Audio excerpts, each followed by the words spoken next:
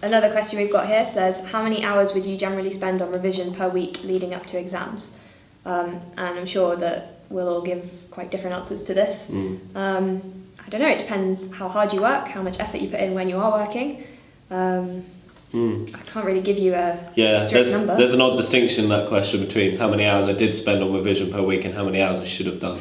But also there's a sort of some people who always work far too much and should work less, and work far too little and should work more. So I think I wouldn't advise being specific on the number of hours. It's mainly if you're feeling productive, and that can be short, intense bursts or longer.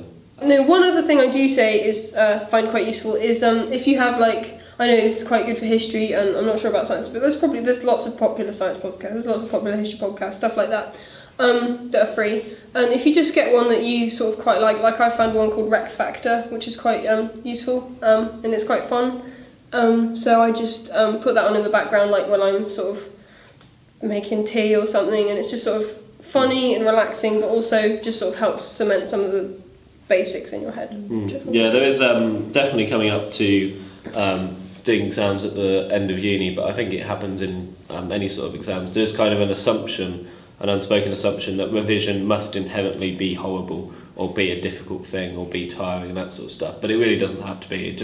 You just have to kind of have the confidence that only doing a certain amount a day and sleeping regularly and obviously and eating and exercising and that sort of stuff, you don't need to cram in the library all the time, because often that's when people are their least productive, and stuff like that works quite well, I think.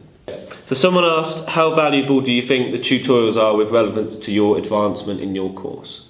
Obviously the first thing to say is that tutorials aren't like coursework or things like that, or like periodic assessments that you might have at some other universities, and they don't count towards your final result, so it's important to make that point.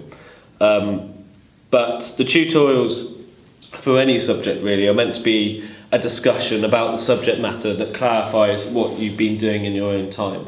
I think that'd be fair to say across both the humanities and the sciences.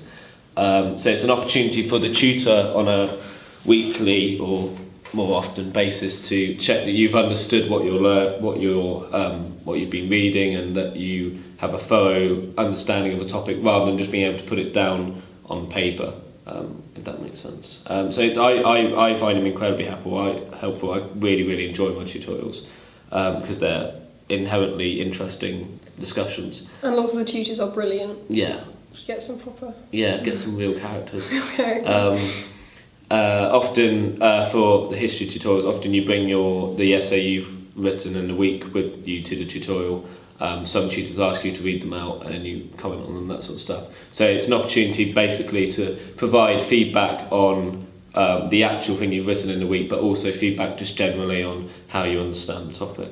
And also I find it quite useful for you can ask the tutor, if there's something that you had sort of a bit of a sort of idea that you're not sure if it's actually something that's right or not, you can ask them about it, and they can sort of develop it and tell you if it's good or bad. And it's a good way of sort of getting to grips with the concepts. Yeah. A nice way, particularly in during the application process, of thinking about whether you like the way which Oxford teaches its undergraduates, is to try and have as many conversations with different people about your subject as possible, or your subject teachers at school obviously being a fairly good place to start, and see whether because it's not for everyone, seeing whether you enjoy having those conversations and whether you find them useful. Yeah, and beyond the course as well, the tutorial system is what sets Oxford and Cambridge apart from all the other unis. Employers know that you will have had tutorials and you will have been interrogated thoroughly on stuff that the stuff you know, and that's something that stands out when you're going for interviews. You'll have those techniques. You'll be able to talk about things to someone else one-on-one without feeling nervous. You won't be afraid of asking the stupid questions.